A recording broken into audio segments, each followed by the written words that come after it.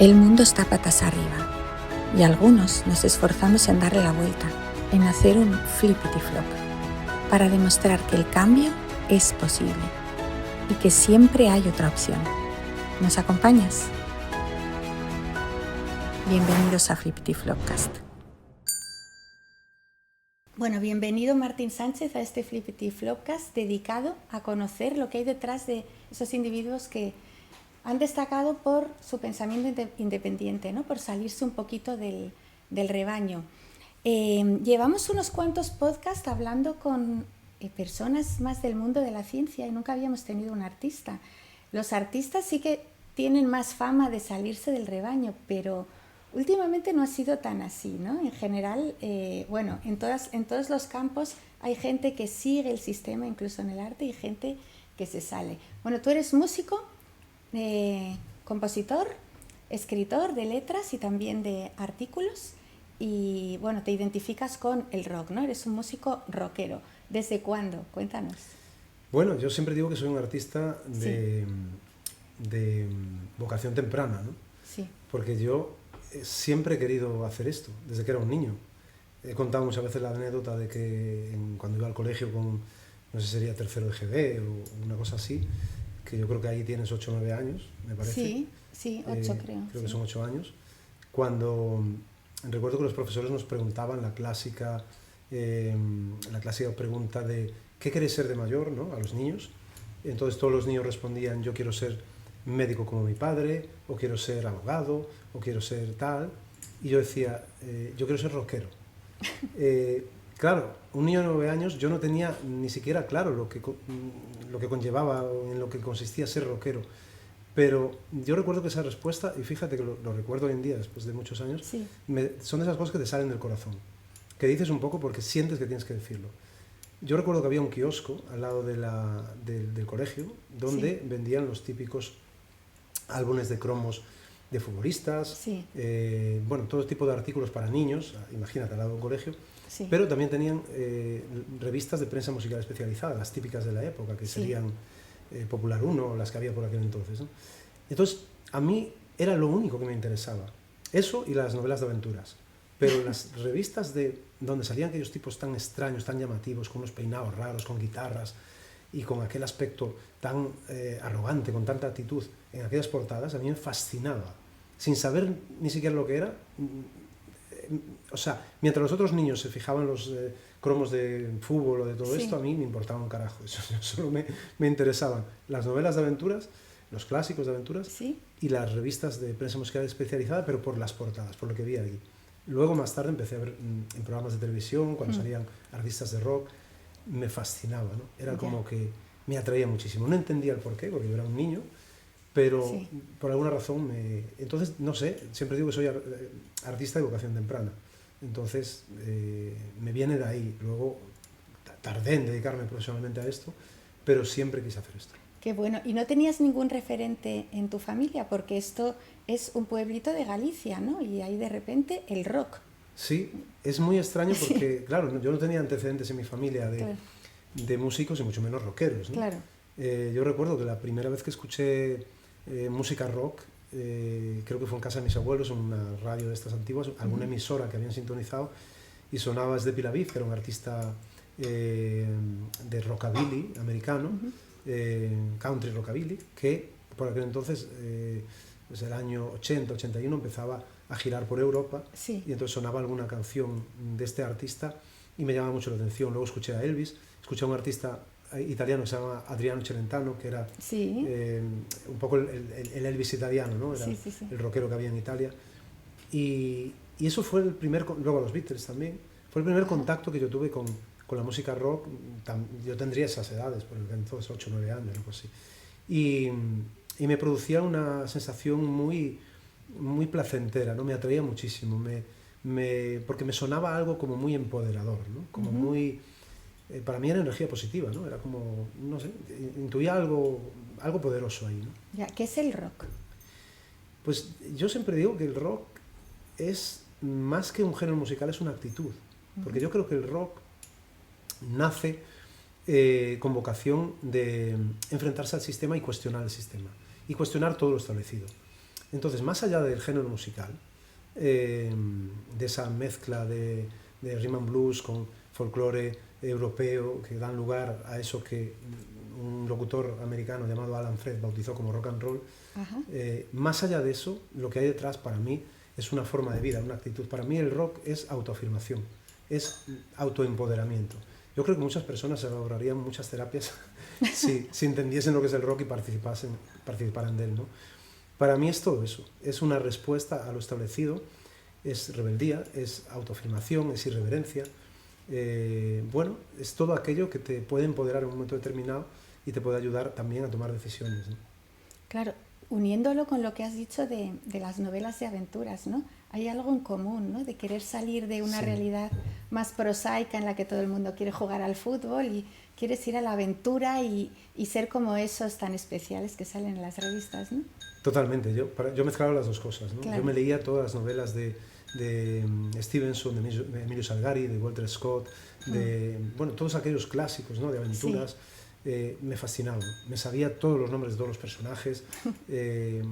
Cuando jugábamos con otros niños de muy pequeño, yo siempre quería encarnar a aquellos personajes. A mí me apodaban bandido cuando era muy niño en el colegio, porque, fíjate, yo siempre decía el personaje rebelde, ¿no? Porque entre el sheriff y el bandido, cuando jugábamos entre los niños, yo nunca quería ser el sheriff, yo quería ser el bandido, ¿no? Porque en las novelas de aventuras el bandido era el personaje más interesante que había, ¿no? Claro. Entonces yo me identificaba mucho, por alguna razón que desconozco, me identificaba mucho con ese tipo de personaje, ¿no? Con el proscrito, ¿no? Con el bandido.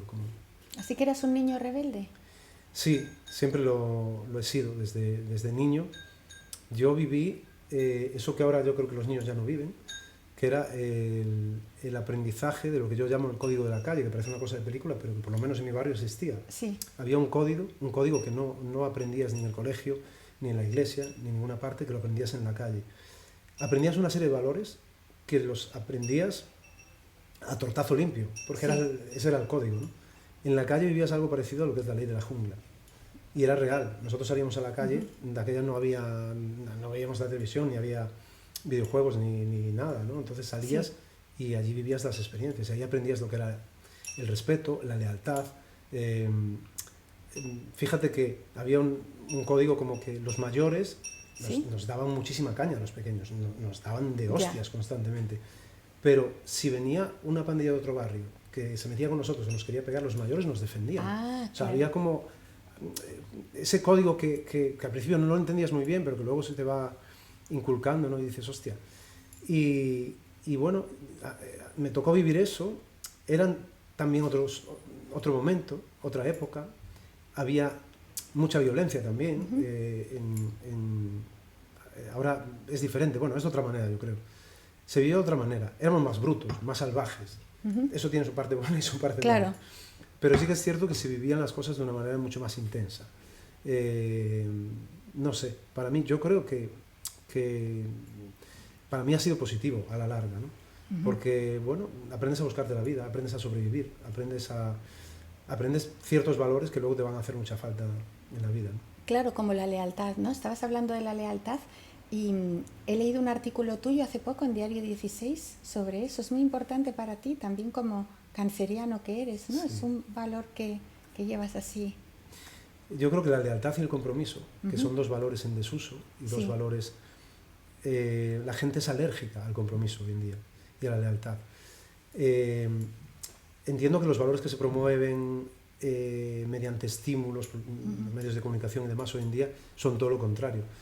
Pero yo creo que si perdemos eso, lo perdemos todo, ¿no? O sea, porque yo siempre he tenido muchísimo sentido del respeto, del compromiso y de la lealtad. Es decir,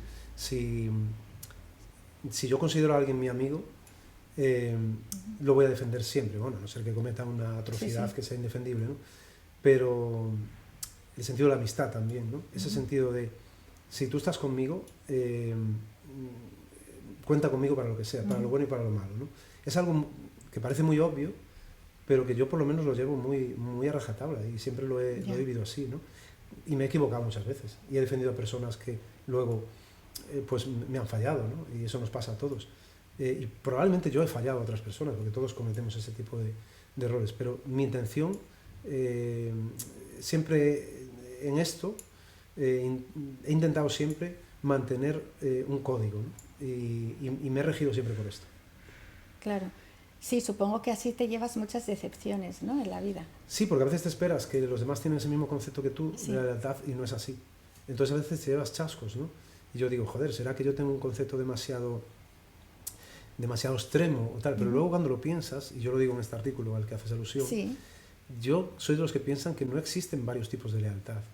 O eres leal o no lo eres. claro. Y ser lealtad no es ser fiel. Los perros son fieles, los Ajá. hombres, las personas somos leales, con todo el respeto hacia los perros. Pero son dos cosas diferentes. Es decir, uno puede ser fiel por miedo, pero la lealtad es otro concepto diferente. La lealtad va asociada al honor.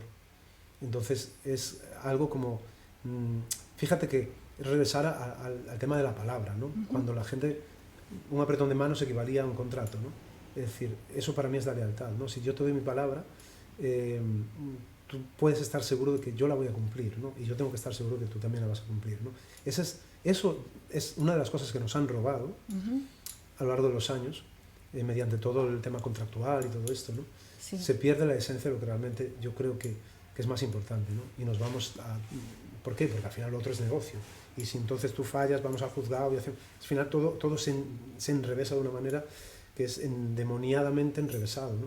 Cuando lo fácil es realmente mirar a los ojos a una persona, ofrecerle tu mano y dar tu palabra, ¿no? Y mantenerla. Antes eso era como sagrado, ¿no? Y hoy se está perdiendo. Y parece que estoy hablando de esto, que soy, no sé, una especie de hombre antiguo Sí. o retrógrado, pero yo creo que esto no obedece a épocas ni a... la palabra es algo eterno, ¿no? O sea, no debería ser algo de moderno o antiguo, debería ser algo como, no sé, se le debe o debería dar valor a esto. Qué bueno esto, porque es volver al trato humano primario, ¿no? De mirarse a los ojos y ver si puedes confiar en alguien. Exacto. No firmar un tocho así de papeles, ¿no? Que al final es lo que hay que hacer. Claro, y al final ese tocho de papeles es como la gente se quiere asegurar, se quiere dar. Si al final alguien te quiere traicionar, lo va a hacer, ¿no? Sí. Porque luego también hay los trucos y las trampas para romper esos contratos y hacer. Todo el mundo lo hace, ¿no? Claro. Bueno, no todo el mundo, pero mucha gente. El que quiere traicionar ese contrato lo puede hacer. Lo va a hacer. Porque sí. hay trucos para hacerlo, legales, entre comillas. Claro. ¿Te quedan amigos de la infancia? Sí, la verdad ¿Sí? es que cuando visito mi tierra natal, Galicia, Sí. que lo suelo hacer en Navidades, en verano y tal, siempre me encuentro bueno, tengo encuentros muy gratos de amigos. A ver, desgraciadamente algunos ya no están, porque también yo pertenezco a una generación que bueno, fuimos muy castigados por todo el tema de la heroína y de muchas sustancias que había en aquel entonces, y bueno, algunos ya no están. Ya. Otros están, pero es como si no estuvieran. Es decir, todo ese proceso les ha pasado una factura demasiado alta, entonces es como que, bueno, ya no estás, ¿no? O sea, y luego, sí, me quedan algunos con los que sigo coincidiendo y recordamos viejos tiempos y bueno, la verdad es que siempre revivir eso es, no sé, yo soy a veces muy nostálgico, como canceriano que Claro, soy también. claro. Y bueno, a veces es un poco doloroso, pero a veces también es muy gratificante. Y siempre me gusta coincidir con ellos y charlar y ver, pues eso, ¿no? Cómo te va la vida, qué estás haciendo ahora. Y sí, me quedan algunos. No tantos como quisiera, pero sí me siguen Claro. quedando. Sí, te iba a preguntar, ¿no? Pero te has adelantado ya en tu respuesta, ¿no? A todo el tema que viviste en tu adolescencia o juventud temprana, que caíste en las redes de las drogas, ¿no? Y tienes una canción dedicada a los que se fueron. Tengo varias. Tengo una que se llama Generación Suicida, que Sí. hace alusión a esto. Nosotros fuimos la generación... Sin retorno, con pasaporte al inframundo, solo quedan los escombros. La máquina no supo distinguir, la máquina no supo distinguir entre los que bailaban y los que querían morir. la generación anterior a la nuestra Sí. fueron los primeros que entraron de lleno en la heroína y para nosotros éramos héroes. O sea, ellos eran héroes para nosotros. Ya. ¿Por qué? Porque todavía no habíamos visto el deterioro que se produjo después. Claro. Entonces nosotros les víamos, claro, para nosotros eran los primeros tipos tatuados, ¿no? Que veíamos que estaban flirteando con la heroína, ya luego entraron de lleno, pero en aquel entonces eran como, claro, tú imagínate, éramos unos críos, veíamos aquello, ellos estaban, eran la transgresión pura, ¿no? Estaban Sí. rompiendo con todas las barreras, entonces nosotros queríamos imitarles en todo. Entonces, claro, al final empiezas, en realidad, toda la gente de mi generación, el 90%, de alguna manera o de otra, por lo menos en mi entorno, Sí. pues claro, piensa que yo vivía en Galicia, en aquel entonces, en un pueblo a 25 kilómetros de la zona caliente, que era Cambados, Villagarcía, Vilaxuán, Vilanova, que es donde en aquella época el narcotráfico era algo que yo recuerdo que nosotros cuando éramos críos, para nosotros era, es decir, contrabandista, narcotraficante, era una realidad que ni siquiera la veíamos como delincuencia, era como... Normal. Tenías padres de amigos tuyos que se dedicaban a eso. Ah, sí. Y no era como, hostia, vaya movida. Era como, bueno, estaba como muy normalizado. Primero se normalizó mucho con el tema del tabaco, y luego cuando entró la cocaína, el hachís y demás, se siguió normalizando. No era... yo cuando hablo de esto con personas de otros entornos, Sí. y hablamos de esta época y todo el mundo dice, joder, es que nosotros veíamos a Galicia como una pequeña Sicilia. Pero claro, tú vivías allí, no lo notabas así, para ti era lo normal. Claro. Todo el mundo participaba, todo el mundo, hasta los deportistas, ¿sabes? Era como un rollo que Ya. era una realidad que vivíamos desde muy niños. Todo el mundo estaba medio metido o muy metido y tú participabas. Entonces caímos todos, o casi todos, por pura inercia, porque era... sí, era una transgresión, pero era una transgresión que estaba muy normalizada. Entonces, para nosotros era una aventura también, pero también lo teníamos al alcance de la mano, cuando quisiéramos, en todo momento. Una variedad muy potente de todo. Ya.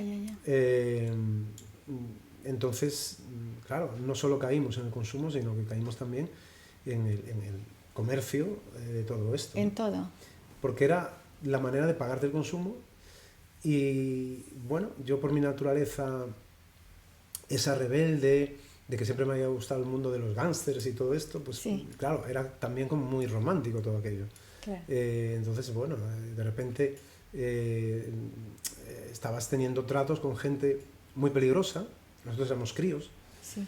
estábamos jugando a ser ¿Con gángsters. qué edad? ¿Qué edad teníais? Pues yo empiezo con todo esto en torno a empezábamos todos en torno a los 13, 14 años. Bueno, empezábamos Sí. pues eso, ¿no? Al principio empiezas pues con el tema de todo lo que es fumar porros y todo esto. Y luego vas pasando cada vez, pues vas probando otras sustancias y cuando te das cuenta con 16 años eres un consumidor habitual. Y con 17 estás traficando. O sea, Ya. Y estás teniendo... te estás moviendo con gente peligrosa de verdad. Porque nosotros éramos críos que jugábamos a ser gángsters. Ya. Pero claro, te empiezas a mover con gente que se dedica a esto de manera profesional. Con gángsters de verdad, Con gángsters de sin verdad. saberlo. Claro, entonces de repente te ves en todo ese mundo. No te planteas salir al principio porque entiendes que es tu mundo. Sí que hay una vocecilla que te va diciendo dónde te estás metiendo, porque claro, Sí. cada vez ibas a más, ¿no? Entonces era como, hostia, aquí hay personajes Ya. realmente siniestros con los que empiezas a tener, ciertos encuentros. Ujú. Hay un punto de inflexión antes de que yo me desintoxique. Sí, Yo tengo dos puntos de inflexión muy fuertes. sí. Uno es un encuentro con un personaje en Cambados, Ujú. que a un amigo y a mí nos encañona con una pistola por Guau. una especie de ajuste de cuentas, una cosa que tenemos que resolver. Entonces, claro, yo en ese momento salgo como puedo de aquella situación. Es como esa voz interior que tienes que te dice, te da las palabras en ese momento Sí. que tienes que decir, que ni siquiera las piensas, ¿no? Sí, y sí, dices unas palabras allí para que tal, y te das la vuelta, coges a tu amigo del brazo, te lo llevas de allí y vas dando los pasos sin apurarte mucho y dejando atrás esa movida y al final ahí no pasó nada. Tuve mucha suerte porque realmente luego me entero de que esa persona era realmente peligrosa y era realmente un gángster de verdad. Entonces, aquello, a pesar de estar ya muy metido en esto, es un punto de inflexión, que empiezas a pensar, hostia, a ver, vamos a recapitular. Aquí, en este negocio, la movida funciona así.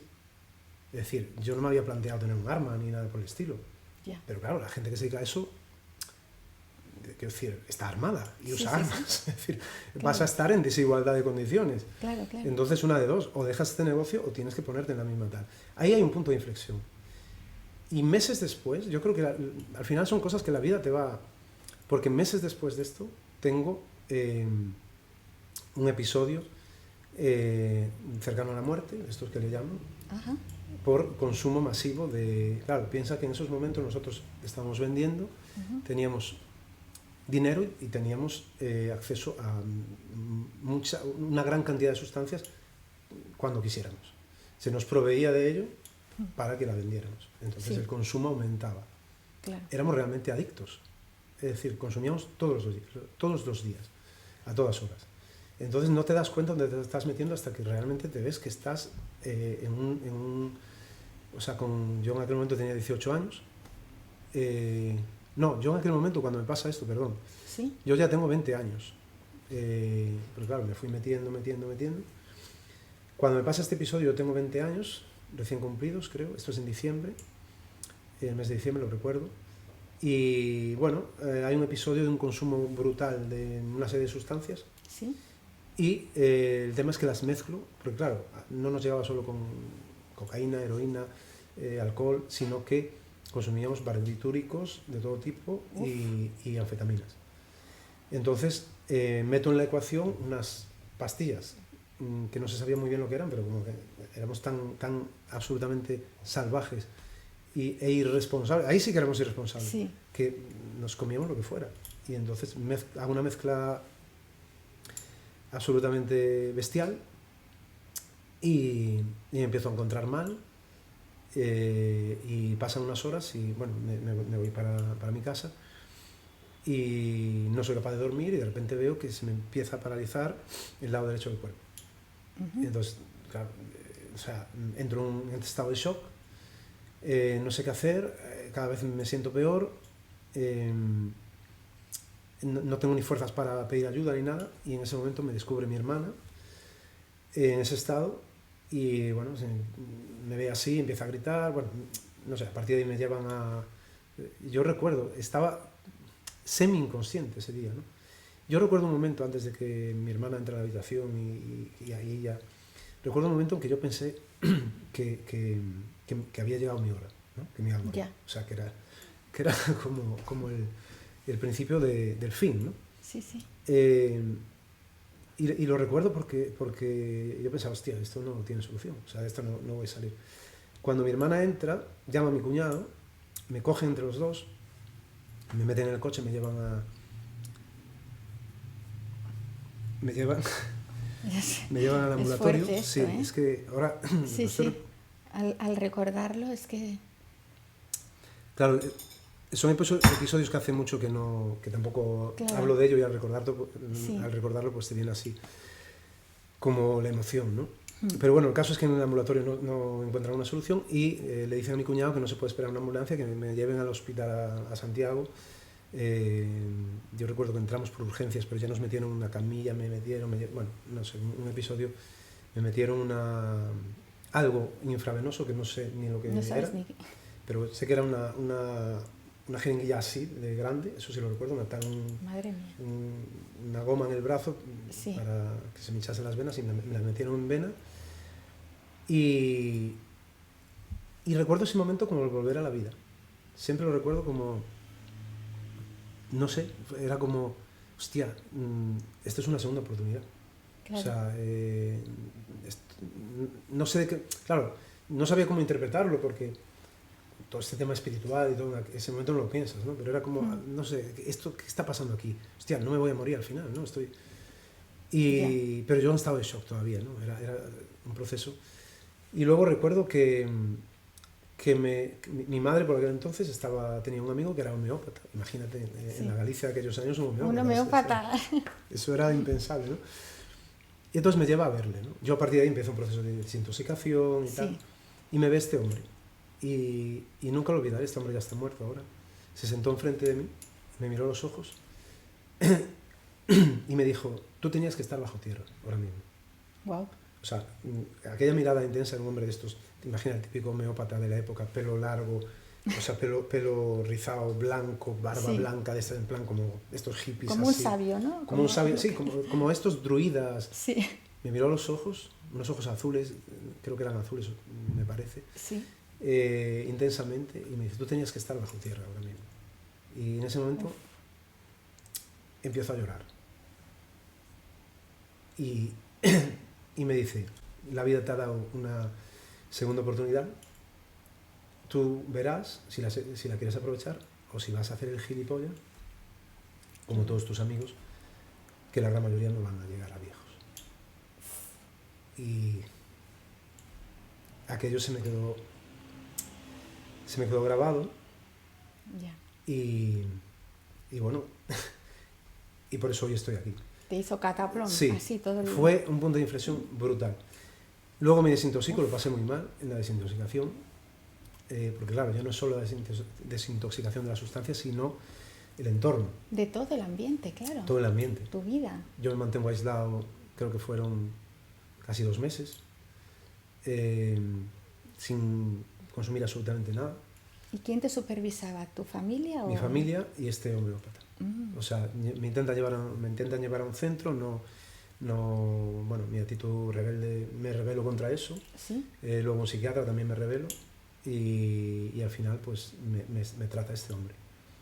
Y estoy aislado en un piso en Vigo, cerrado con llave, sin poder Guau. salir. Lo paso muy mal al principio y luego pues entra en acción una psicóloga. Ujú. Claro, para mí, tú imagínate, o sea, yo psicólogo, ¿eso qué es, tío? O sea, no me jodas. Un mundo eso, nuevo, ¿no? o sea, claro, pero para mí eso es un loquero, tío. Yo no voy Claro. o sea, ven por culo, o sea, no quiero Sí, saber sí. nada. Pero mi madre, o sea, mi madre ha tenido un papel fundamental en todo esto. Ya veo, sí. O sea, ha sido realmente, yo puedo decir que me salvó la vida. Yo soy hijo de padres separados desde muy niño. Yo recuerdo a mi madre viniendo a mi habitación cuando yo llegaba en aquellas mañanas, ¿no? Que llegabas pasadísimo de todo a las 9 de la mañana. Esto con 17 años, 18 años. Sí. Y sentándose al pie de la cama y intentando decirme que dejase aquella vida porque iba a acabar muy mal, ¿no? Porque iba a acabar en la cárcel o muerto, ¿no? Ya. Entonces, recuerdo aquellas escenas y claro, en aquel momento, o sea, tú desconectabas, ¿no? No querías saber nada de aquello, ¿no? Quizás porque, claro, te estaba poniendo delante una realidad que no querías ver, ¿no? Claro. Y cuando pasa todo esto, ella es la que se encarga de buscar a este homeópata, porque veía que yo no iba a entrar en un centro, o sea, es como un rollo alternativo, ¿no? O sea, Sí, sí. yo no voy a ir a un centro de desintoxicación porque me niego, porque lo voy a romper todo, me voy a pelear con todo el mundo y va a ser un Cristo. Ujú. Cuando me llevan al psiquiatra, lo mismo, o sea, y tengo una pelea con el psiquiatra. Entonces, lo del homeópata ya era como, porque en el fondo el homeópata era casi como un psicólogo también, Claro. ¿no? Porque era un hombre que era profundamente sabio en la cuestión emocional y psicológica, ¿no? Yo en aquel entonces no lo sabía, pero luego me di cuenta, este tío es Sí. el mejor psicólogo del mundo, porque me estaba psicoanalizando todo el rato y lanzándome, o sea, me estaba picando, pero en el buen sentido, ¿no? Sí. Para buscar mi reacción. Supo qué tecla tocar, ¿no? Claro. Entonces, en ese momento entra en acción una psicóloga, Ujú. porque bueno, o sea, es como llega un momento como que, bueno, digamos, este homeópata ya había hecho su función. Ujú. Yo voy a una consulta con esta persona sin muchas ganas de ir, en plan, yo todavía estaba con mi actitud rebelde, ¿no? O sea, Sí. estaba ya en fase de desintoxicación, ya iba bastante bien. yo creo que llevaba un mes sin consumir o una cosa así. Ya. Y voy a aquella consulta ya como en plan, a ver qué coño me dice aquí esta tía. Sí.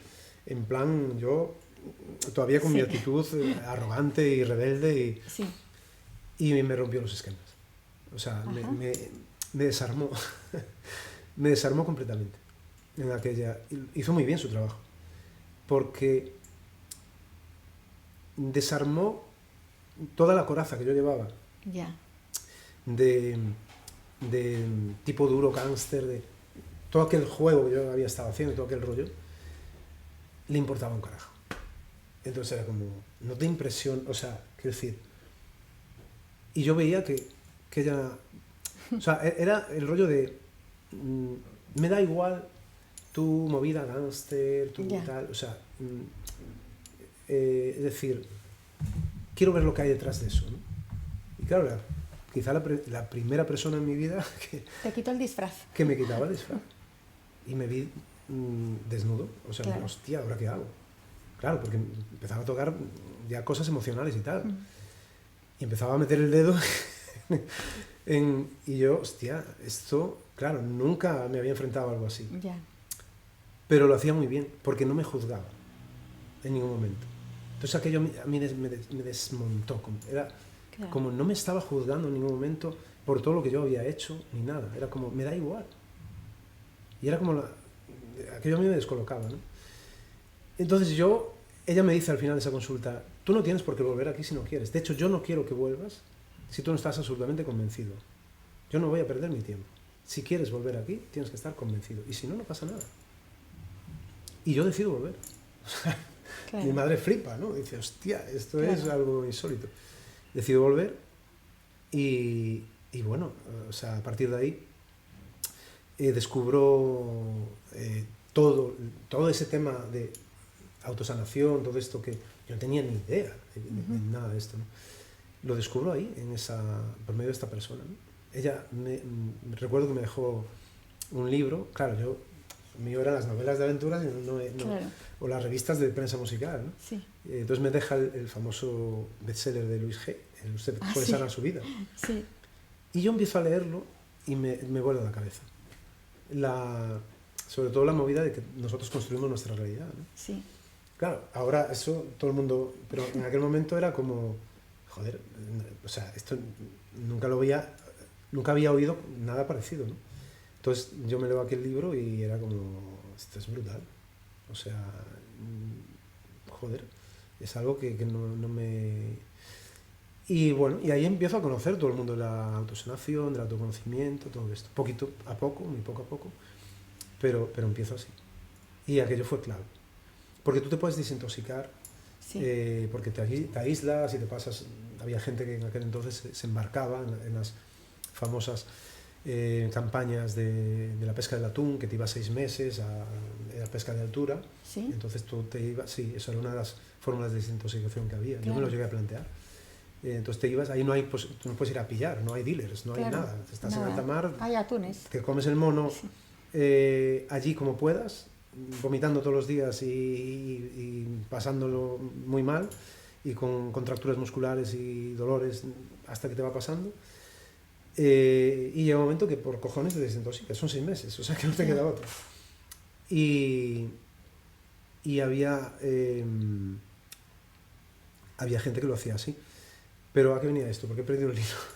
Bueno, ¿cómo la psicóloga te ayudó y cómo entraste en el mundo de la autoayuda, Vale, ¿no? A partir de ahí autoayuda... entraste en este mundo de la Ah, conciencia. vale, sí, ya retomo, ya sé lo que Sí. quería decirte. Tú te puedes desintoxicar, había gente que hacía esto, pero Sí. volvían a tierra y en 2 semanas caes otra vez. Claro, porque no había un cambio profundo, ¿no? Exactamente. Había una circunstancia que te obligaba a ello. Exactamente. Como era mi caso, yo me podía haber desintoxicado porque estoy aislado en un piso en Vigo, Claro. no puedo consumir, no tengo acceso a nada, estoy encerrado.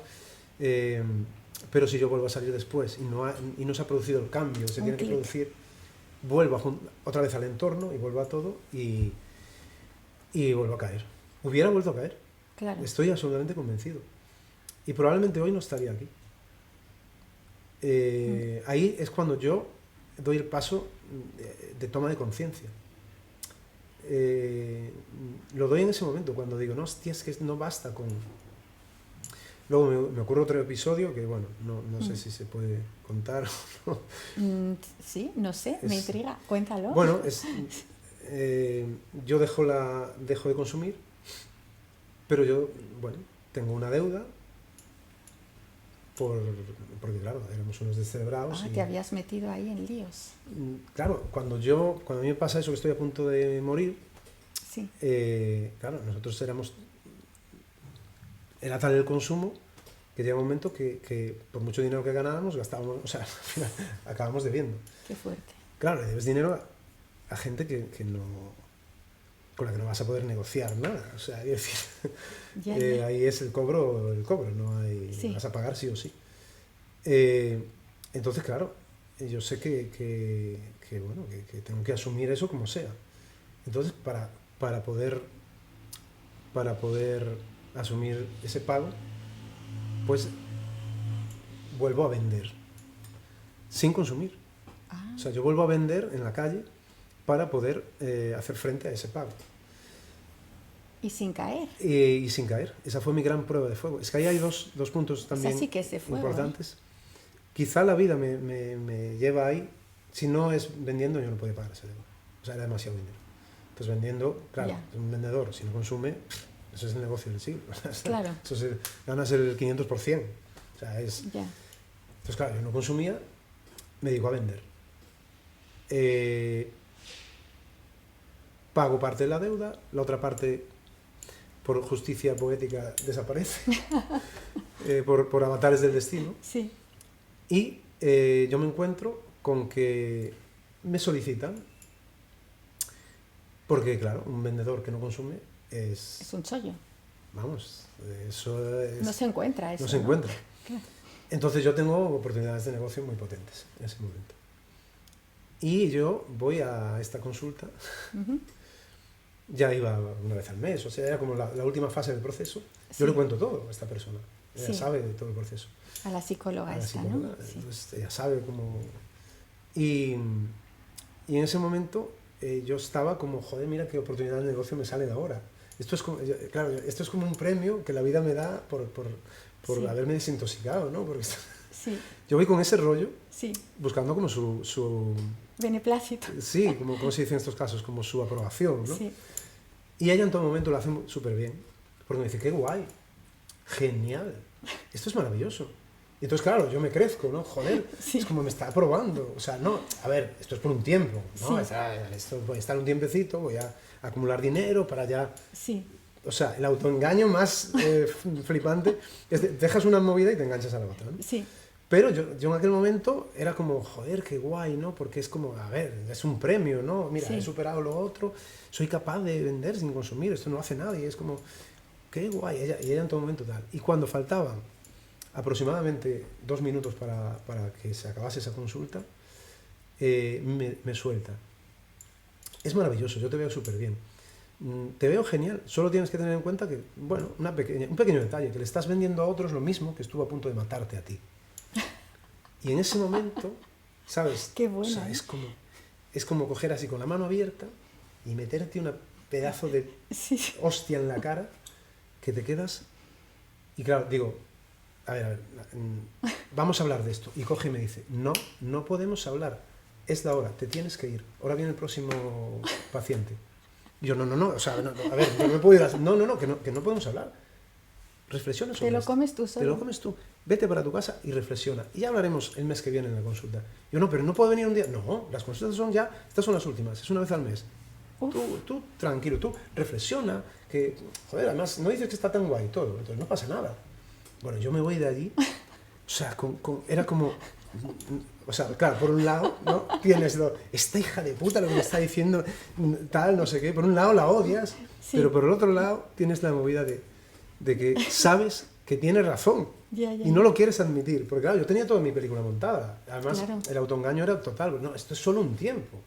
Entonces yo claro, yo me voy... Yo recuerdo que yo me iba en autobús desde mi pueblo a Vigo, que eran pues como 1 hora y pico de viaje, ¿no? Ya. Y entonces aquella hora y pico de regreso era como... aquella noche no duermo.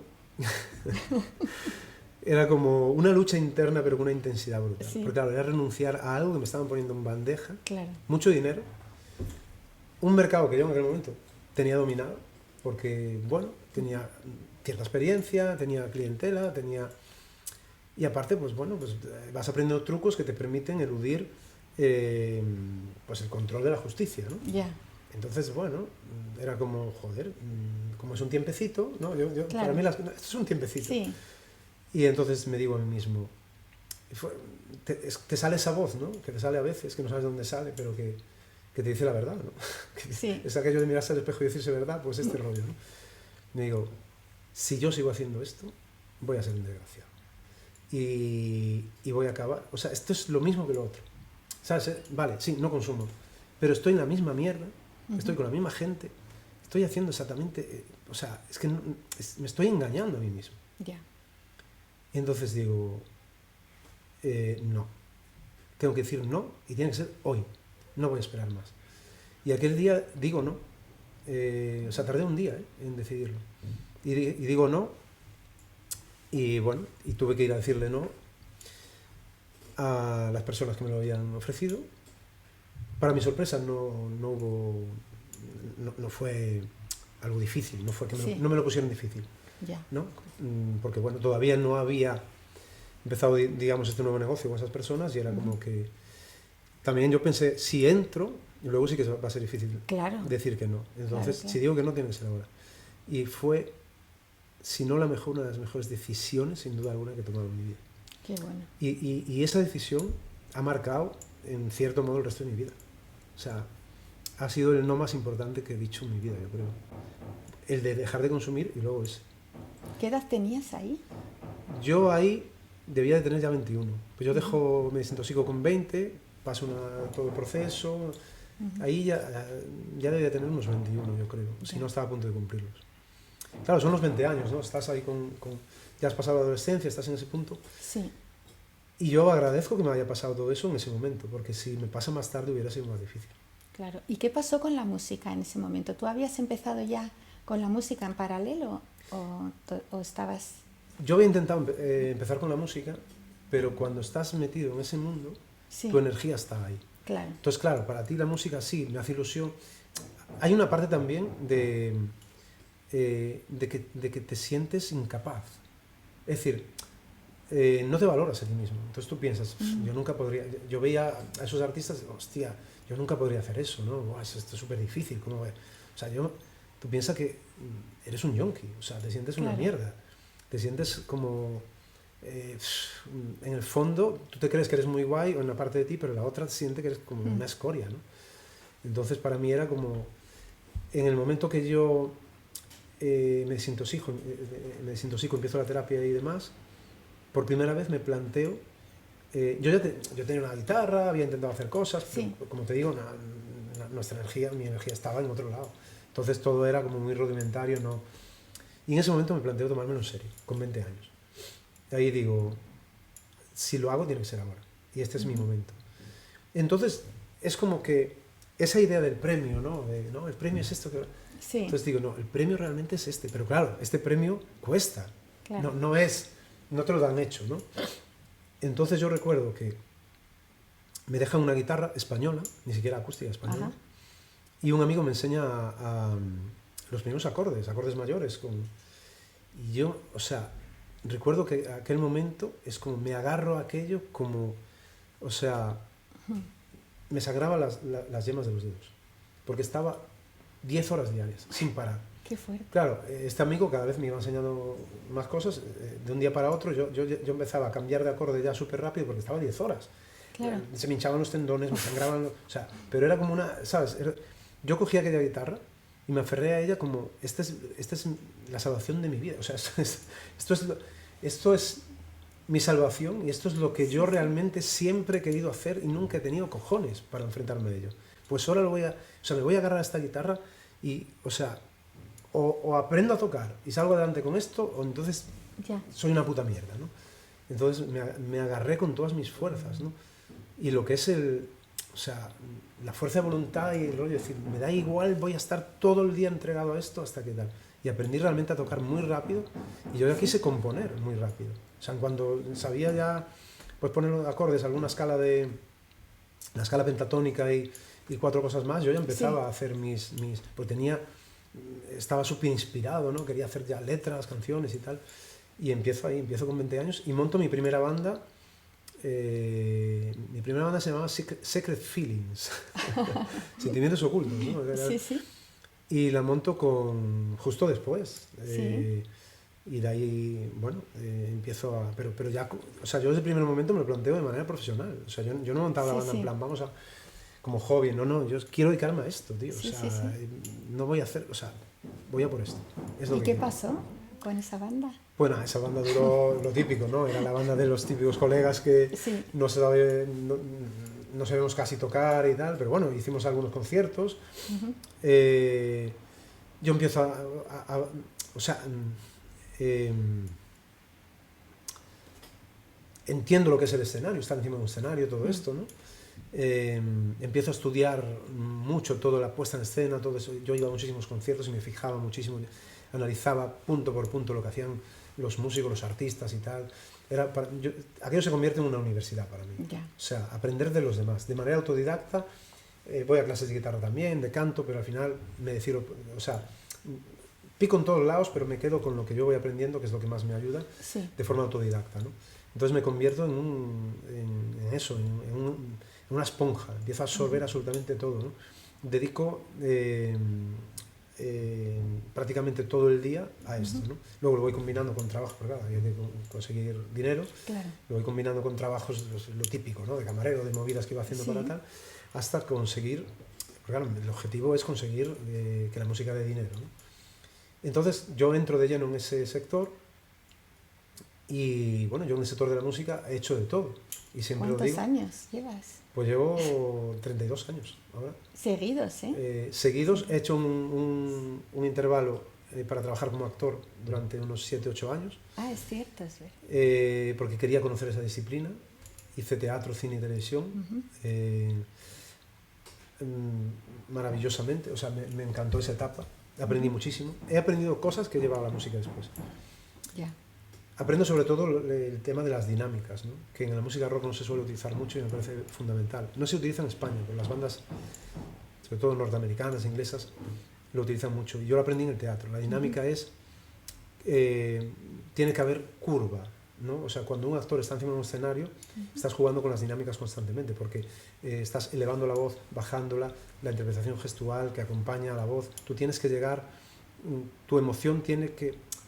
Tu carga emocional tiene que tocar emociones de una persona que está en la última fila del patio de butacas. Entonces tienes que dosificar, tienes que tener esa dinámica de saber cómo llegar ahí, cómo retraerte a veces, cómo conseguir que todo el patio de butacas esté pendiente de ti en ese momento, porque estás transmitiendo algo. Claro. Eso yo lo he llevado a la música y me ha servido muchísimo. Yo cuando monto una banda y los músicos son nuevos y tal, flipan con ese método, ¿no? Porque claro, están acostumbrados a lo típico, ¿no? Y yo trabajo las dinámicas desde el primer momento. Y trabajo el concepto de show. No vamos a tocar canciones y hablamos un poquito entre canciones. No, esto es un show. Y el show tiene un principio, un nudo y un desenlace. Y todo tiene una curva. Y cada canción tiene su principio, un nudo y un desenlace, y cada canción tiene una dinámica diferente en cada una de sus partes, ¿no? O sea, una intro tiene una intensidad determinada, una estrofa tiene otra, un puente tiene otra, un estribillo tiene otra. Si todo esto se mide así, esto también yo lo he aplicado como productor musical, que produzco mis discos, los coproduzco, ¿no? Y esto también me ha servido ahí, ¿no? Y todo esto yo lo aprendí en esa etapa que pasé como actor, ¿no? ¿Y en qué trabajaste como actor? ¿Qué hiciste? Pues mira, primero estuve en Galicia, hice teatro en Galicia tuve la suerte también, lo busqué yo, de poder trabajar con actores buenos, pero sobre todo con directores de mucho renombre. Lo más apasionante que hice fue la ópera Tres Feniques de Bertolt Brecht, en una adaptación que había hecho un dramaturgo de allí de Galicia, dirigida por Lino Brase, que es una eminencia en Galicia, es como un director como muy reconocido. Hice el papel principal, Máquina Baja, hice la dirección musical de la obra también, y bueno, un montaje con 9 actores en escena, una pasada. Eso fue lo más flipante. No tuvo largo recorrido porque era un espectáculo muy caro, Sí. y era muy difícil de mover, pero bueno, flipante. En televisión estuve en alguna serie con algún papel de reparto pequeñito, en alguna serie para la televisión de Galicia. Luego me vine para Madrid y trabajé en varias películas a las órdenes de un director que se llama Manu Ochoa, que es de Logroño, pero que estaba aquí. Ahí coincidí con actores de renombre, como puede ser Alberto San Juan, Beatriz Rico, o sea, coincidí en reparto, Sí. en rodaje no con todos, con algunos sí, pero bueno, actores de esa talla. Unas películas bastante... es cine de autor, muy particular, muy surrealista, el de este hombre, pero bueno, pues le gustó cómo interpretaba yo y me metió en varias de las producciones. Hice bastante publicidad también.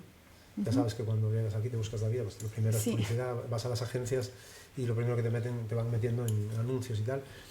La publicidad está muy mal pagada, pagan muy tarde también. Con alguna agencia de aquí de Madrid tuve que emplear tus talentos, mis estrategias más macarras para cobrar. Tuve que recurrir a la vieja escuela, ¿no? Para presentarme allí y bueno, acojonarles un poco, ¿no? Porque si no, no cobrabas. De hecho, yo creo que aquellos actores a día de hoy todavía no han cobrado, debo ser el único de esa. Pero hicimos, creo que eran 3 anuncios de una marca que no voy a decir. Y no se nos pagó. Y habían pasado ya más de 90 días, no tal, y yo por teléfono no conseguía resolver, entonces me presento en las oficinas y ya me presenté pues con una actitud realmente amenazante y bueno, les monté una movida allí y me pagaron al día siguiente. Y ya está. O sea, digamos que la fórmula fue muy eficaz.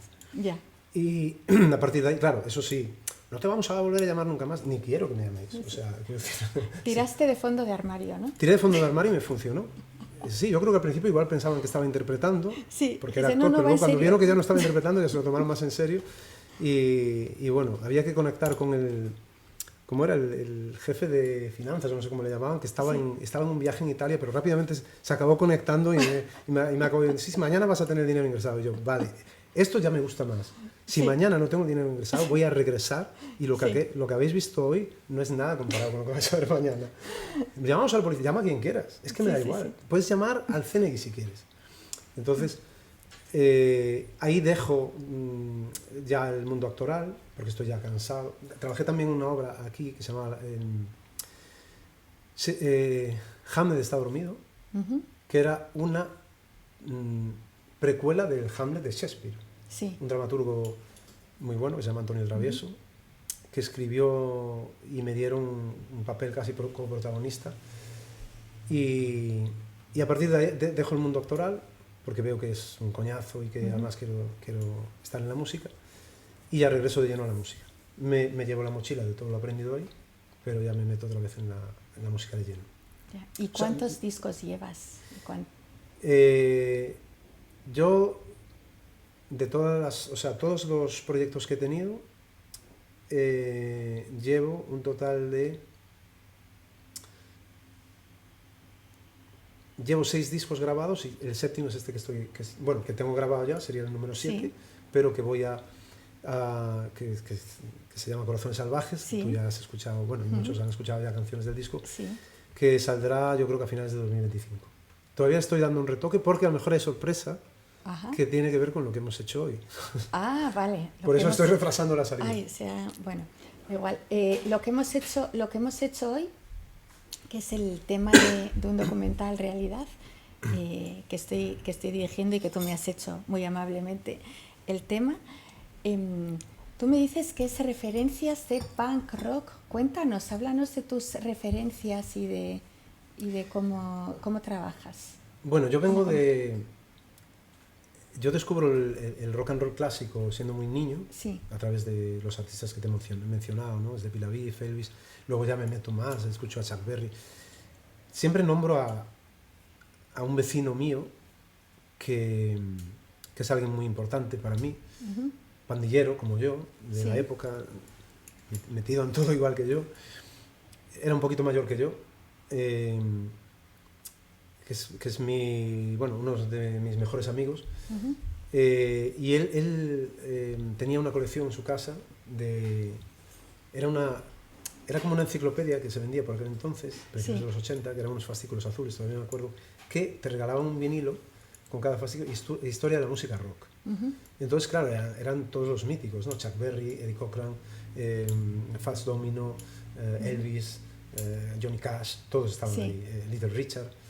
Entonces, él tenía esa enciclopedia en su casa porque la habían comprado sus abuelos, no sé cómo era el rollo, pero tenía esos discos ahí. Entonces, yo recuerdo venir del colegio siendo un niño y escuchar el Keep Knocking de Little Richard desde la ventana de su desván. Sí.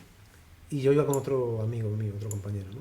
Y entonces él me hace subir a su desván, venid aquí y tal. Y ahí nos conocemos. Como te he dicho antes, me llamaban bandido por aquel entonces. Sí. Y este chico había dibujado en una especie de bloc de dibujo como una banda de rock tocando, Ujú. y en la batería ponía Los Bandidos.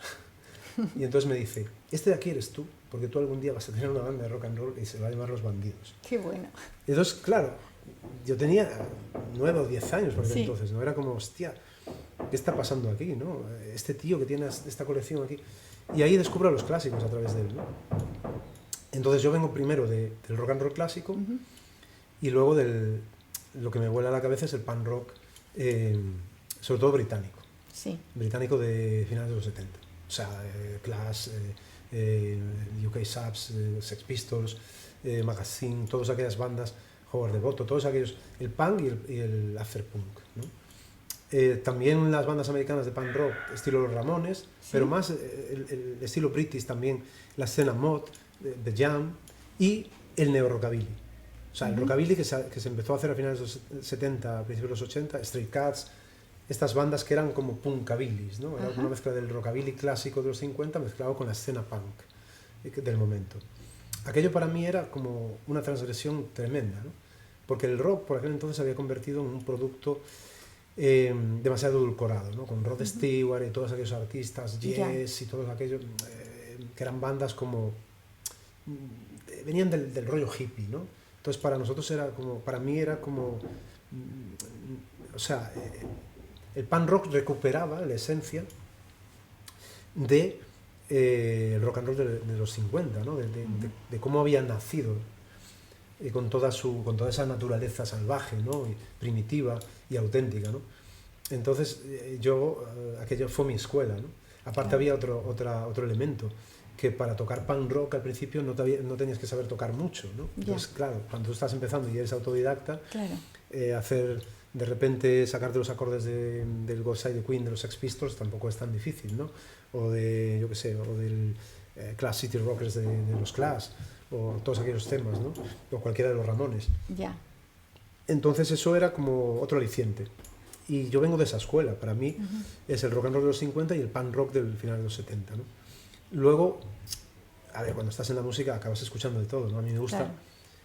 menos el reggaetón, el electro latino y todo su producto, me gusta prácticamente todo. Claro. Soy una persona que me gusta. Yo, de hecho, al producir discos y tienes que sacar muchas veces arreglos originales para tal, muchas veces saco arreglos para mis canciones o ideas de músicas que no tendrían nada que ver a priori, ¿no?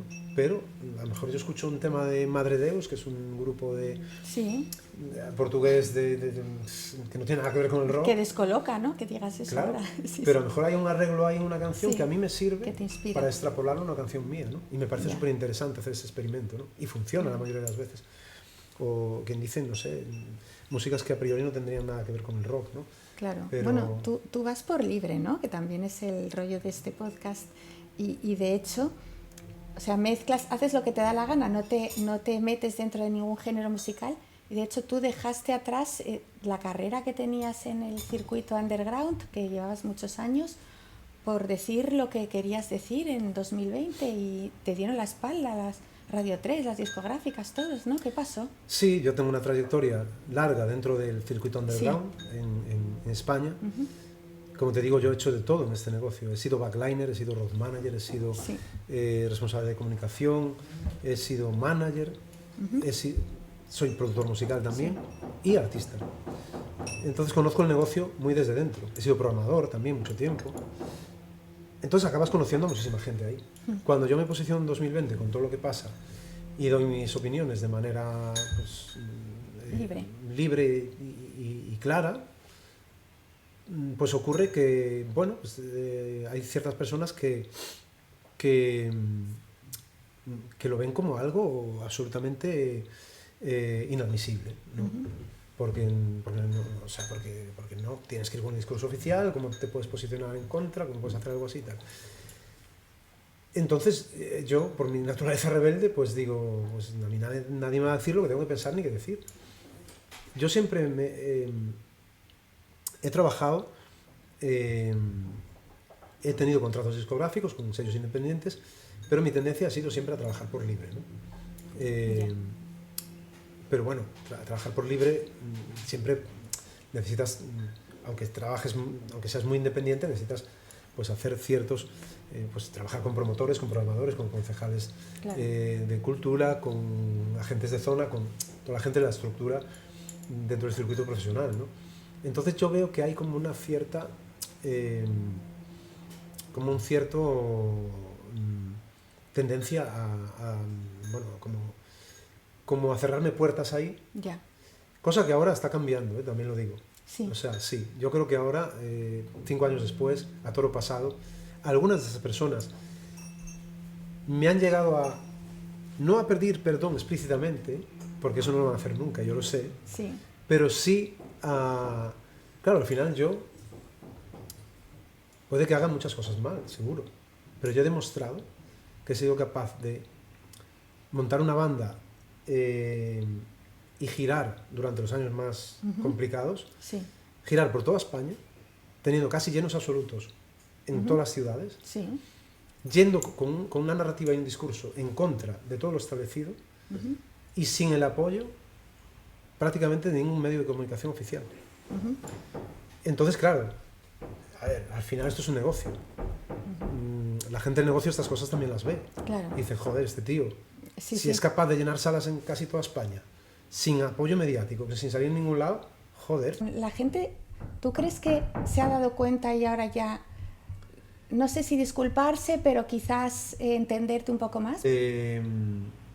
Yo como estábamos hablando, en 2020 pues pasa todo lo que pasa, me posiciono, digo lo que opino. Esto dentro del sector no es bienvenido, no se acepta bien. Parece que piensa que todo el sector de la música en este país, y sobre todo, bueno, que el sector de los cantantes melódicos acepten el discurso oficial es lo normal, es lo típico, eso tampoco extraña a nadie. Pero que el sector del rock, el sector más contestatario, el sector más irreverente, el sector que ha vendido siempre la idea de estar en las trincheras, de rebelarse y tal, que ese sector acepte el discurso oficial sin ni siquiera protestar mínimamente, agache la cabeza y asuma todo, bueno, es como mínimo es sorprendente. Entonces yo lo único que he hecho es decir mi opinión, porque creo que y esto lo he dicho muchas veces, cualquier artista de rock o un artista de rock debería de demostrarse claro y contundente cuando hay pues un intento de recorte de libertades y todo lo que sucedió, ¿no? Es decir, yo jamás he dicho nada que no haya investigado anteriormente o que no tenga muy claro. Es decir, yo tampoco soy una persona que me deje llevar por habladurías ni por historias. O sea, yo siempre digo que compruebo las cosas antes de decirlas, ¿no? Lo que ocurre es que sí, hay una cierta, bueno, intento de cancelación sobre mí por esto, ¿no? Además esta palabra cancelación está muy de moda ahora. Está de moda, sí. A mí me intentan cancelar dentro del sector del rock. Lo que ocurre es que yo vuelvo a los escenarios en 2022, en un momento que era muy difícil, y sin apenas apoyo de ninguna clase, ni mediático, ni nada por parte del sector, consigo hacer una gira llenando en todas las ciudades. Una gira por España, llenando, con llenos absolutos en todas las ciudades donde voy. Entonces, claro, esto de repente es es un golpe muy fuerte, ¿no? Entonces repito en 2023, repito en 2024 y bueno, llegados a este punto, ahora en 2025, yo sí que estoy notando que, bueno, es como que hay de alguna manera, como que estamos haciendo las paces, ¿no? Sí. Entonces, nadie te viene a pedirte perdón, ni yo tampoco lo espero, dentro de este sector, nadie te va a pedir perdón, decir, joder, nos equivocamos contigo, la verdad es que tenías razón en según qué cosas, que yo creo que al final tenías razón en todo, y estoy dispuesto a debatirlo con quien sea, cuando sea, no tengo ningún problema con eso. Pero no hay, digamos, una actitud de pedir perdón, pero sí una actitud de acercamiento. Es decir, sí que yo estoy notando por parte del sector y por parte de la industria otra vez una actitud como de acercamiento hacia mi persona, como, claro, también es entendible, ¿no? O sea, de repente un artista que llenan todas las ciudades sin apenas apoyo mediático y nada, bueno, como mínimo, también genera, esto al final es un negocio, ¿no? Claro. Entonces, pues bueno, a mí me hace mucha gracia cuando algunas salas que nos ponían problemas para ir a tocar, salas, que tú, cuando yo tengo mi propia oficina de producción, como sabes, y nosotros hacemos nuestra autogestión, yo no dependo de promotores externos por lo general, no sé que me contraten, ¿no? Salas que tú estás alquilando te ponían problemas, cuando esas salas estaban metiendo a grupos de moda que meten 60 personas, cuando nosotros metemos 400 o 500, ¿no? Entonces, esto llamaba mucho la atención, y claro, al final todo cae por su propio peso. Esto hace que, bueno, también la prensa musical vuelva a tener pues, cierto contacto. Digamos que las cosas se están normalizando en ese sentido, ¿no? Yo no he ido tampoco a buscarles, pero sí que es cierto que mantengo amistades con gente del sector porque llevo muchos años. Claro. Y bueno, pues al final pues todo esto está volviendo a la normalidad en el buen sentido, ¿no? Entonces yo sigo exactamente igual, yo no he movido, es decir, yo no he cambiado un ápice de mi discurso, no he hecho nada, pero bueno, pues al final es aquello de que yo puedo caer mal por mis opiniones, por mi forma de ser, por lo que sea, pero nadie va a poder criticarme nunca por mi contenido musical o artístico, por la calidad del contenido. Yeah. Porque, bueno, mi banda ha sido calificada por la revista Popular 1 como la élite del rock nacional. Nos han dicho que éramos, palabras textuales, los geos del rock nacional, o sea, por los shows en directo. Entonces, quiero decir, al final yo siempre me he preocupado, es toda una vida dedicada a esto, me he preocupado siempre de tener a los mejores músicos, la mejor puesta en escena, el mejor repertorio, el disco que va a salir, todos mis discos son coproducidos por mí, el disco que va a salir, que está coproducido con Nacho Ruiz, creo que es un disco que no solo está a la altura, sino que supera con creces a muchos discos de rock que se hacen en España. Estamos a la altura de cualquier producción norteamericana a nivel de música rock. Sí. Todo esto se consigue pues con mucha experiencia, con mucho esfuerzo y con mucha dedicación, ¿no? Entonces, cuando tienes todo esto, lo único que tienen para atacarte son tus opiniones. Y dices, bueno, a mí me puedes atacar por mi forma de pensar, por lo que digo, por cómo pienso, pero nunca vas a poder atacar lo que hago profesionalmente. ¿Por qué? Pues porque está bien hecho, porque es un producto de alta calidad, y esto lo digo con la boca grande, ¿no? No quiero decir, a mí si me hablas de fontanería o de mecánica industrial soy un ignorante absoluto en muchos otros temas, pero bueno, he dedicado mi vida a este sector, sé muy bien lo que hago, sé muy bien cómo dirigir a una banda, cómo montarla, cómo crear un show, y también sé cómo moverlo, porque como te digo, pues yo he hecho de todo en este negocio. O sea, he hecho muchísima programación, he actuado como promotor muchísimas veces y bueno, al final cuando conoces el sector sabes cómo moverte. Entonces todo esto hace que al final, les guste o no, yo tengo un espacio que me he ganado aquí por mis propios méritos. Ahora que está tan de moda lo de que la meritocracia no importa aquí, claro, pues bueno, yo sigo creyendo. Ahora todo vale, ¿verdad? Claro, yo sigo creyendo en la meritocracia. Yo, por lo menos, todo lo que he conseguido, lo he conseguido a base de esfuerzo, dedicación y, sobre todo, perseverancia. Y bueno, y también hace falta tener talento, lógicamente, Claro. pero el talento no vale de nada si no tienes todo lo demás. O sea, yo creo muchísimo en la... Yo soy de la cultura de luchar por lo que quieres, de esforzarte, de ser perseverante, de ser disciplinado. Hace falta ser muy disciplinado. Producir un evento y llenar una sala o un festival o lo que sea, cuando lo produces tú, tienes que tener un equipo a tu lado de producción de primera línea y luego ser súper disciplinado. Estos son 10 horas de trabajo diarias.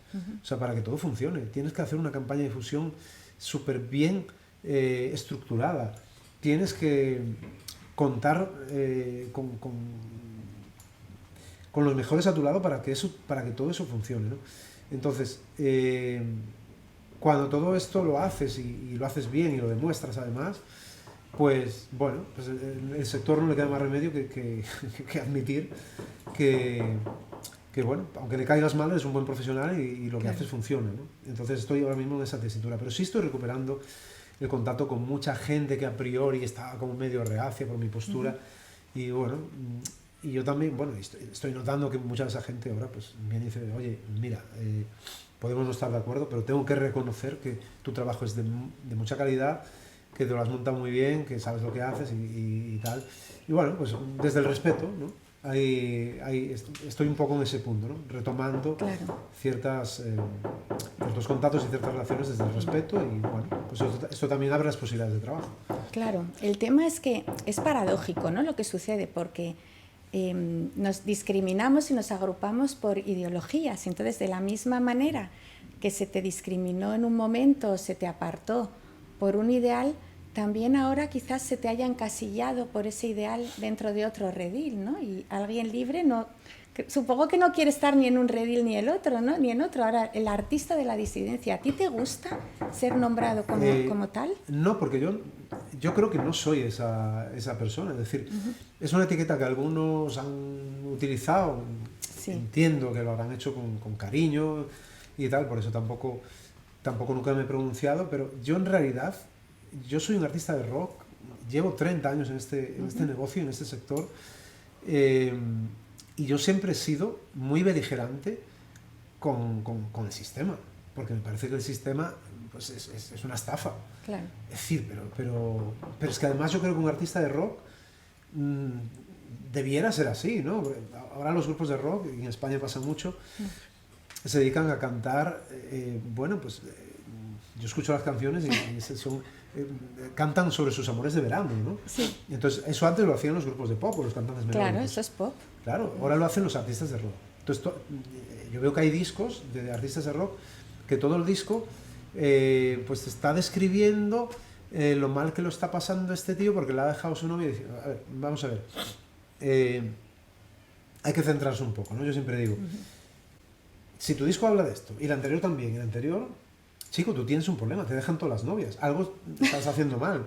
Es decir, a lo mejor es que, no lo sé, yo tiendo a pensar, a ver si es que, pues igual sexualmente, pues no eres yo qué sé, ¿no? Porque claro, todo ese amaneramiento, todo ese rollo, sí. ¿No? Al final digo, tío, plantéate, a lo mejor es que tampoco estás en tu... igual te gustan más otras opciones sexuales y te has confundido, no sé. Entonces habría que aclararlo, porque te dejan todas y escribes constantemente. Tío, o sea, quiero decir, es aburridísimo escuchar un disco de qué mal estoy porque me dejó mi novia. Si te dejó tu novia, te jodes. Pues búscate otra y los discos de rock de antes, de siempre, contaban historias. Es decir, y se hablaba de lo que sucedía en la calle. Tú coges el New York de Lou Reed, y es un disco que te está hablando de una realidad que existe en los bajos fondos de Nueva York. Y te está explicando lo que sucede ahí. Y está contando historias de personas que conviven en esa jungla, ¿no? En esa jungla sobre el asfalto. Entonces, bueno, yo echo de menos esos discos. Yo he crecido escuchando esos discos. Los discos de los Clash y de los UK Subs y de Magazine y de los Sex Pistols, hablaban de pura actitud, ¿no? De enfrentarse al sistema, de romper con todo. Es decir, ¿qué coño es eso de hablar de mi novia me ha dejado y me siento muy mal? Tío, o sea, es decir, emborráchate y pasa página. y búscate otra. Si no te ha dejado, es porque esa persona no tenía que estar contigo. A lo mejor es que eres imbécil y no te has dado cuenta, ¿no? Entonces, el mundo de la queja, ¿no? Y del el hombre blandengue que se lleva ahora. Sí, ese rollo de oye, es que qué mal me siento. A mí no me interesa escuchar las penas de nadie. Para eso me pongo a los cantautores llorones de la transición y todo este rollo hippie que nunca me ha interesado lo más mínimo. Coño, por lo menos eso tenía un poquito más de actitud. A mí no me gustan, ni me interesan lo más mínimo. De hecho, jamás me ha interesado el hippismo, ¿no? Me parece la antítesis del rock and roll. Pero, claro, disfrazarse de rock para cantar estas moñadas es lo que se lleva ahora. A mí no me interesa. Me fascina cuando aparece una banda de rock nueva con actitud y que cuenta historias. Y siempre acaban apareciendo, ¿no? Pero bueno, al final esto venía a colación de que... Bueno, del tema de salirte de un redil y meterte en otro, vale, ¿no? Sí, Como perdona, tú hiciste... Claro, no, si no es desvío, es interesante. Tú hiciste en 2020, creo que lo hiciste en 2020, el himno de la disidencia, ¿no? Y con eso te... En 2021. Fue en 2021 cuando lo hiciste. Y bueno, muchos nos identificábamos y era un momento en el que era necesario, pero eso ahora para ti es un peso. ¿Quieres pasar página? ¿Crees que es hora de cambiar de tercio? De abrirse. Yo creo que todos son etapas. Yo por supuesto que es una etapa a la que le tengo mucho cariño. Yo hice el himno de la resistencia porque creí que en ese momento... Yo lo hice además por petición popular, porque a mí mucha gente me decía, tendrías que hacer un himno para todos nosotros y nos posicionamos y tal. Y es una canción que evidentemente la sigo tocando en directo. Es una canción que además ha servido para mucha gente, no solo en España, sino al otro lado del charco. Me llegaban imágenes maravillosas y testimonios de gente desde Chile, desde Ecuador, desde Argentina, desde Estados Unidos, desde muchos países donde la estaban utilizando en manifestaciones, en encuentros, como una especie de estandarte, ¿no? O sea, para mí es un orgullo y siempre tendré ese orgullo. Yo creo que lo que ocurre es que todo tiene su momento, ¿no? Ahora estamos en un momento en el que sí, estamos viendo que muchas de las cosas que decíamos, en realidad todo lo que decíamos en 2020, ahora lo están reconociendo hasta los medios oficiales. Entonces, bueno, pues yo no soy de los que dicen, ves, yo tenía razón. Hombre, si me preguntan sí lo voy a decir, evidentemente. Pero bueno, tampoco estoy pendiente de esto para, mira, que esto lo decíamos nosotros. Tampoco estoy demasiado interesado en eso, ¿no? Yo al final soy un artista de rock, un compositor de música rock, y yo me voy a dedicar siempre a esto, porque no sé hacer otra cosa mejor, es lo mejor que sé hacer. Entonces, me voy a posicionar siempre en contra, lógicamente, toda esta parafernalia, esta gentuza que bueno, o sea, es que ahora, por ejemplo, con el tema woke, ¿no? Que bueno, por fin se empieza a caer, ¿no? Yo creo que esa es la batalla de ahora, ¿no? En 2020 tocaba una batalla, ya la hemos hecho, y yo creo que hemos salido bastante airosos. Y ahora hay otras, ¿no? Y ahora hay otras. Es decir, aquí hay un problema tremendo con el tema de la inmigración, y esto se está convirtiendo, cada vez nos estamos pareciendo más a Francia o Inglaterra. Nadie, o casi nadie, habla de esto, porque es un tema también incómodo y controvertido. Yo no tengo problemas en hablar de esto también. Todo el tema de la cultura woke, la ideología de género, todo esto, nos ha llevado también a una sociedad absolutamente desquiciada, una sociedad pues fuera de control, ¿no? En este momento. Entonces yo creo que ahora se empieza a ver que todo esto pues se está empezando a caer, porque evidentemente no se sostiene. Es una narrativa que no obedece a la realidad, que no se sostiene. Y bueno, pues yo también estoy ahí dando la batalla cultural, ¿no? Yo creo que al final se trata de dar la batalla cultural, cada vez en lo que toca. Pero las etiquetas, yo lejos de... La única etiqueta que yo podría aceptar o estar cómodo es artista de rock, porque es lo que soy. Y es a lo que he dedicado mi vida. Esa es la única etiqueta que además me daría justicia, porque todo lo de artista disidente, bueno, es que cualquier artista de rock debería ser disidente. Es disidente, ¿no? Es una perogrullada. Sí, es como decir, no sé, no se me ocurre un ejemplo, pero bueno. Noche negra. Claro, sería como la noche negra, ¿no? Claro, el artista de rock, ¿cómo vas a ser artista de rock si no te posicionas y no eres disidente? insisto, ahora los hay que se disfrazan de rock y tal, pero bueno, para mí eso no es un artista de rock, son otras cosas. Claro. Entonces, ¿Cómo ves el tema? Porque has hablado de los músicos de rock ahora mismo, pero hay algo que, bueno, que es mucho más llamativo o grave, es el momento de la música actual. ¿Cómo lo ves? Porque va todo hacia el reggaetón, hacia el Sí. latino, pero de una manera masiva, ¿no? sí, yo eso también veo que es un plan que obedece a, a una, bueno, a un intento de empobrecimiento cultural sobre todo hacia las nuevas generaciones. Ya. Bueno, algunas que ya no son tan nuevas, porque el reggaetón irrumpe aquí a principios del 2000, más o ¿Sí? menos. Ahora hay quien dice que no, es que el reggaetón de antes no era tan malo como de ahora. O sea, ya me flipa eso, ¿no? Sí. Es decir, el reggaetón es un subproducto que se asienta sobre un patrón rítmico que ni siquiera es original, porque está copiado de otras estructuras y otros patrones rítmicos anteriores, pero se hace con una base secuenciada. A ver, es un producto muy fácil de producir. No necesitas Sí. músicos, no necesitas... o sea, productores de reggaetón. O sea, es que eso lo hace... Quiero decir, un disco de reggaetón es lo más fácil, más barato y más rápido que hay de hacer, ¿no? Y luego los textos, pues tampoco... no se requiere de una gran maestría dentro de la semántica o la narrativa o tal para escribir una letra de reggaetón, ¿no? Ya. Entonces es un producto bastante fácil de hacer. Es un producto que se ha metido con calzador desde la radiofórmula a partir del 2000 y pico, cuando aparece en España. Luego Sí. aparece el electrolatino, que es un derivado pero que viene siendo prácticamente lo mismo. Ujú. Eso se ha metido con calzador en todas las radiofórmulas. Estoy hablando de España. En otros Sí. países, o sea, sé que también funciona, pero no tengo tampoco los datos. En España Sí. sí que sé que ahora mismo lleva bastantes años siendo tendencia en radiofórmula, porque hay un interés explícito, como digo, para... Bueno, al final siempre es por lo mismo. O sea, el empobrecimiento cultural es muy rentable para el sistema, es muy Ya. rentable para el Estado, ¿no? Es muy rentable que la gente no piense, que escuche basura, que se metan en discotecas a bailar y escuchar música que al final, pues, no hay ninguna actitud combativa, no estás tocando emociones de nada. O sea, es una música que se basa en la corteza, ¿no? Es Ya. una música enfocada hacia la corteza del ser humano. En la corteza no hay nada, la corteza es pues la baja vibración, las emociones bajas, todo esto, ¿no? Entonces, Ya. claro, si tú promueves eso desde todo el aparato mediático y de radiofórmula del país y desde toda la estructura mediática dedicada a la música, al final lo que consigues es que, claro, va a llegar un momento que por propia inercia, sobre todo las generaciones más jóvenes, acaben reproduciendo esa música y escuchándola y bailándola y tal, ¿no? Porque, claro, es lo que hay, ¿no?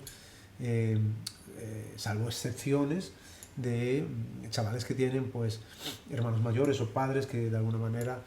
Con esto no estoy diciendo que la clave sea escuchar música rock, sino Ya. la clave sería escuchar música, porque el reggaetón es un subproducto al Claro. final.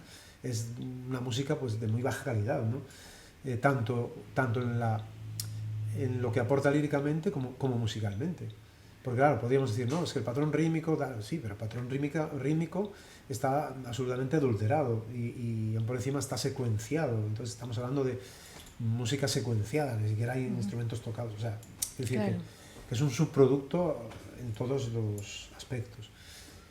Sí, y tú que, a ver, empezaste en el mundo de la espiritualidad, entre comillas, como nos contaste con Luis Hay, y esta psicóloga, todo este mundo de la espiritualidad, el de conocerse, no la corteza, ¿no? Me gusta cómo lo has definido, lo que hay debajo, tú llevas muchos años investigándolo. ¿Has investigado cómo la música afecta, cómo la vibración de la música puede afectar al comportamiento? Que parece que es más importante, ¿no? Que simplemente, ay, es que no me gusta el reggaetón, ¿no? Sí. Que hay algo más allá, ¿no? Sí, totalmente. Yo siempre digo que la música tiene un poder terapéutico increíble, ¿no? Tú fíjate, por ejemplo, ¿no? Yo en todos los conciertos lo que noto y lo que he notado siempre, y siempre lo digo, cuando acaba el concierto la gente viene a hablar contigo, a hacerse fotos, Sí. lo que percibes lo percibo durante el concierto y después ya la gente te lo verbaliza, Sí. ¿no? O sea, percibes vibración súper alta, ¿no? Percibes que la gente está como empoderada, ¿no? El rock tiene esa cualidad, yo siempre lo he visto así, siempre he tratado de... Yo no tengo... Jamás haré una canción quejándome de nada, ¿no? O sea, quiero decir, a mí lo que me interesa es la autoafirmación, ¿no? El autoempoderamiento, ¿no? Y para eso sirve el rock. Entonces, todas estas músicas, esos subproductos, lo que producen es el efecto contrario, ¿no? O sea, es la baja vibración. O sea, el reggaetón, cuando tú lo analizas desde esta perspectiva más, digamos, enfocada al poder terapéutico que puede tener o al resultado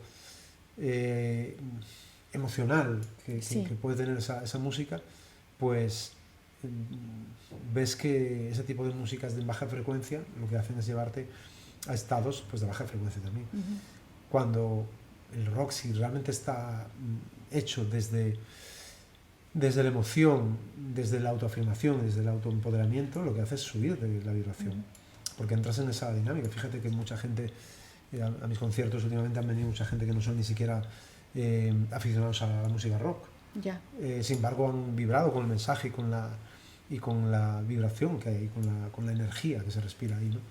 Y les ha encantado, y algunos se han hecho aficionados a la música rock después de venir, ¿no? Y sí, luego te lo comentan, ¿no? Joder, pues ahora ya me interesa más el rock y tal. Y entonces yo creo que sí, que tiene un poder a ese nivel. A mí por eso me ha interesado siempre, ¿no? ¿Qué te gustaría hacer ahora? ¿En qué estás? Bueno, ahora estoy ultimando los detalles para sacar el disco Corazones Salvajes, que es un disco, es quizá el disco del que más orgulloso estoy en toda mi carrera. ¿Ah, sí? Sí, estoy muy contento porque, hombre, nos hemos tirado casi 3 años de producción. Al final, claro, tú piensas que nosotros no tenemos el presupuesto de Warner ni de ninguna de estas, entonces al final es todo trabajo artesanal. Lo que pasa que, como siempre, a mí me gusta rodearme de los mejores, tanto en el escenario como en todo lo que hacemos fuera del escenario, ¿no?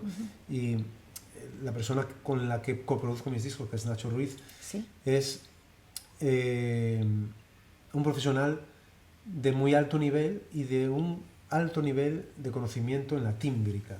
Cuando tú produces un disco, la tímbrica es fundamental, porque vas a estar jugando con una diversidad de frecuencias tremenda. Es como hacer un puzzle, ¿no? Tú tienes que tener... Los grandes discos son los que tú, cuando los escuchas, claro, la gente que no entiende el concepto de producción y de sonido, pues no sabe por qué, pero escucha aquello que se dice, joder, este disco suena grande, ¿no? Suena muy grande. ¿Por qué? Porque las piececitas, todas del puzzle, están muy bien colocadas. Entonces, el oído lo que percibe al final, y el resultado final, es un abanico de frecuencias muy grande. Y eso es lo que enriquece el sonido final, ¿no? Aparte de que tenga una buena mezcla, un buen mastering y tal, pero si te preocupas por la tímbrica, porque cada instrumento y cada pista de cada instrumento, o sea, mejor hay canciones de este disco que llevan hasta 16 pistas de guitarra, es decir, pero claro, cada arreglo está pensado minuciosamente. No hay ni un solo arreglo que haya sido metido por meter, nos lo hemos pensado mucho. Hay canciones que han tenido hasta 3 o 4 versiones, hasta encontrar con el patrón rítmico que se adaptaba mejor o con la estructura que se adaptaba mejor, ¿no?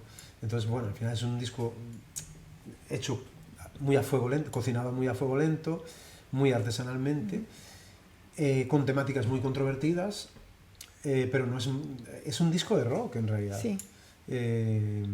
Entonces, bueno, hemos conseguido el sonido de las bandas de punk rock americano actuales, es decir, de las grandes producciones que se hacen en Estados Unidos, y lo hemos conseguido con mucho tesón, con mucho esfuerzo, con mucha paciencia y sobre todo con trabajo muy artesanal y de ponerle mucha intención y escuchar todas las grabaciones, pues eso, primero lo escuchas en estudio, luego lo escuchas en la escucha que tienes en el coche, luego en tu casa, cada uno de nosotros tomando apuntes cada vez, luego cotejándolo entre los dos. Hostia, cuando lo he escuchado en el coche veo que las frecuencias graves en esta parte se pasan un poquito, vamos a ajustar esto un poquito, luego en casa tal, hasta que conseguimos el sonidazo.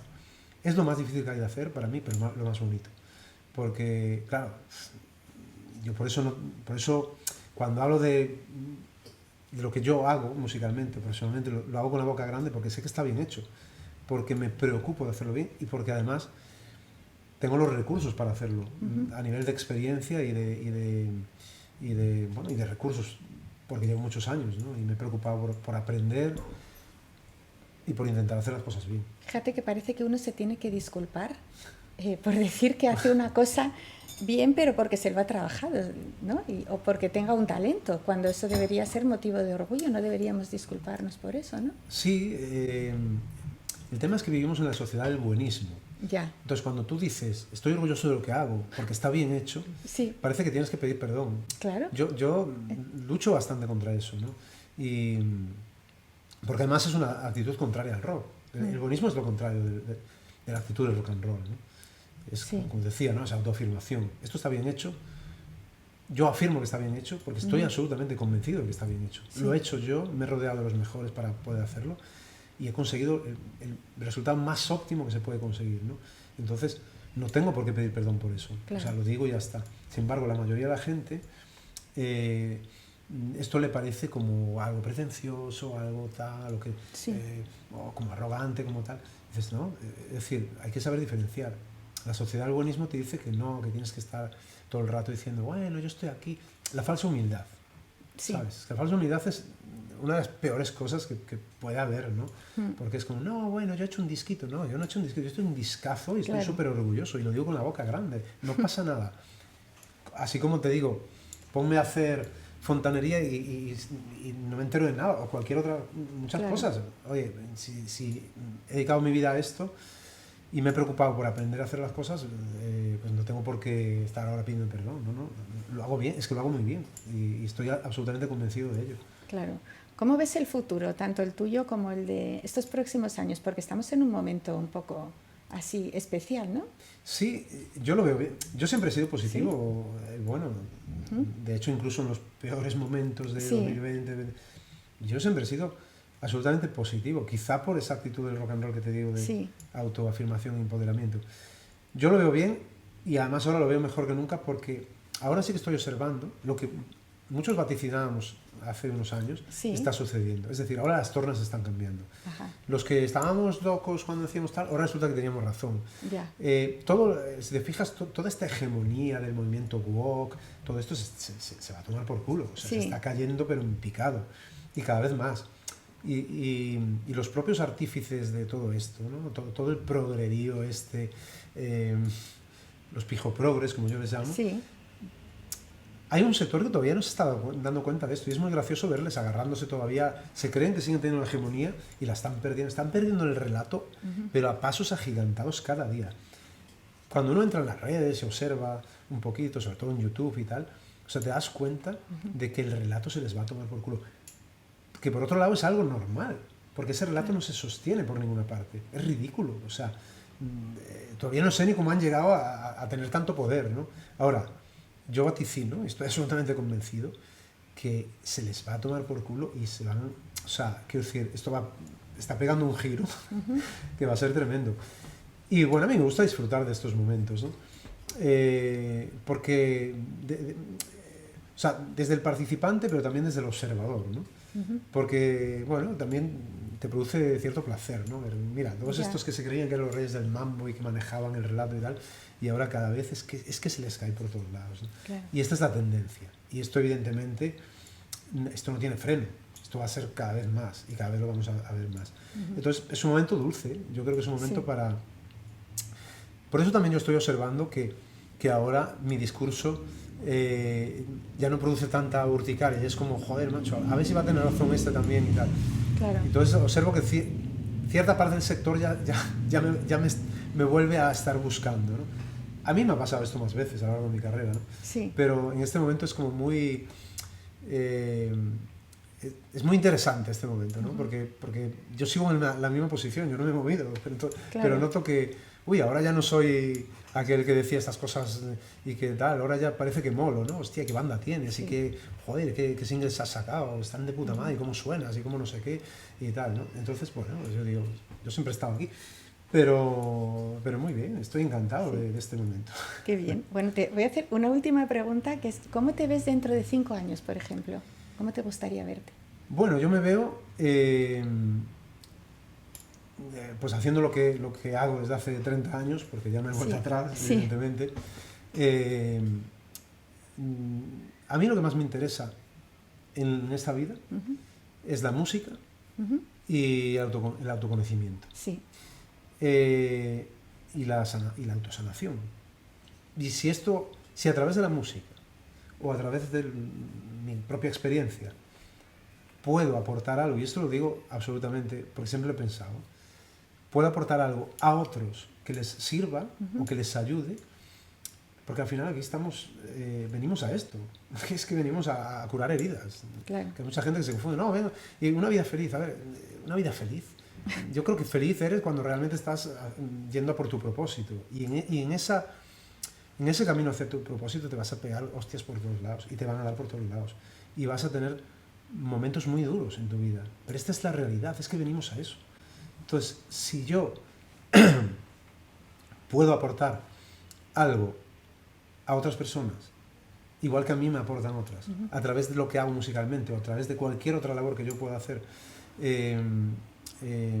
desde ese punto de vista, ¿no? Para sanar heridas Sí. o para curar adicciones o lo que sea, yo me sentiré totalmente realizado, ¿no? Porque al final es lo que te decía, yo creo que venimos a esto, ¿no? Entonces, a mí esas son las dos cosas que más me interesan en la vida, ¿no? Y no sé, dentro de 5 años pues yo me veo haciendo esto, ¿no? Que es lo que estoy haciendo ahora. Cada vez pues intentaré mejorar, ¿no? Porque, a ver, en todo se puede mejorar, y yo siempre tengo esa actitud de superación, hacer mejores discos, hacer mejores conciertos, mejores giras, poder producir a otros también, es algo que tengo en mente. Ajá. Ahora mismo estamos trabajando con Matt Langaya también, que es un artista sí. que me interesa mucho. Él lo dijo una vez en una entrevista cuando le preguntaron por su colaboración conmigo, Sí. y dijo una cosa muy bonita que me gustó, porque dijo, esto es como el hijo y el padre, ¿no? El rock and roll es el padre y el rap es el hijo, ¿no? Ya. Entonces, bueno, estoy intentando pues ayudarle de alguna manera, porque creo que es un artista que el público se merece conocerlo, porque aporta mucha calidad. Además, la labor que él está haciendo tan importante de ayudar a otros en el tema de adicciones, compartimos eso, porque los dos hemos pasado por procesos similares. Y bueno, eso, producir a otros artistas, seguir produciendo espectáculos, discos, y me veo ahí totalmente. Haciendo lo que me gusta, realmente. Pues Porque qué maravilla, sí. al final, yo creo que para uno sentirse realizado en esta vida tienes que hacer lo que te gusta, aunque eso conlleve que tengas que luchar mucho por conseguirlo. Pero es que si no luchas por eso, ¿por qué vas a luchar? Claro. Entonces, pues eso, dedicarme a hacer lo que realmente me gusta. Ese es el objetivo. Bueno, pues te veo en plenitud, ¿eh? En plenitud y con todo ese no es optimismo, ¿no? Es la fuerza que te das saber que estás haciendo lo que tienes que hacer, ¿no? A lo que has venido. Y que eso además le sirva a otros. Así que bueno, espero que sirva esta entrevista, tu testimonio, que ha sido muy valiente todo lo que has contado y te has emocionado y todo, y ha sido así un momento que entiendo Sí. que es difícil contar eso y compartir eso, y muchas gracias por compartirlo, porque creo que puede ayudar a muchas personas que estén pasando por eso, que eso no se habla así tan abiertamente y es duro y es real. Esto ahora mismo está sucediendo también, ¿no? Sí, bueno, darte las gracias a ti, me ha encantado, me he sentido súper a gusto.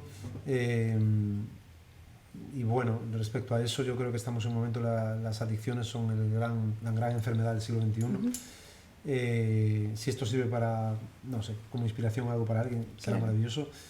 He podido abrirme pocas veces, lo he hecho en entrevistas y tal, hasta este nivel. Yo creo que es la entrevista donde más me he abierto, Sí. pero también es porque me he sentido muy a gusto y porque tú también das pie a eso, con lo cual yo también te felicito como esta idea de podcast que has tenido, me parece genial. La manera en que lo planteas es muy cercana y ayuda mucho a que el que está de este lado se pueda expresar y se pueda abrir, con lo cual yo creo que este podcast va a ser, o sea, lo que estás haciendo, tu labor va a ser un éxito. Pues muchísimas Muy bien. gracias, Martín. Uy, se ha caído un gato. Se ha caído un gato. Bueno, muchas gracias y seguimos hablando. Esperamos sorpresas y pendientes del nuevo disco Corazones Salvajes. Gracias. Perfecto, pues muchas gracias.